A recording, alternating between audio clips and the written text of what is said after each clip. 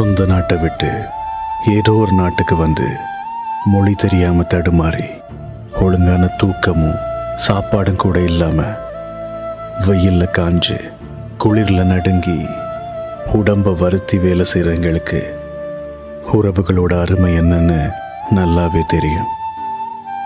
எங்க தலைக்கு மேல சுமத்தப்பட்ட கடமைகளை முடிக்கிறதுக்காக எங்களோட ஆசைகளை எத்தனையோ இடங்கள்ல விட்டு கொடுத்துருக்கோம். எந்த எதிர்பார்ப்புமே இல்லாம அன்பு செய்கிறவங்களை ஈஸியா ஏமாத்துறதுக்குன்னு ஒரு கூட்டம் சுத்திட்டு இருக்கு.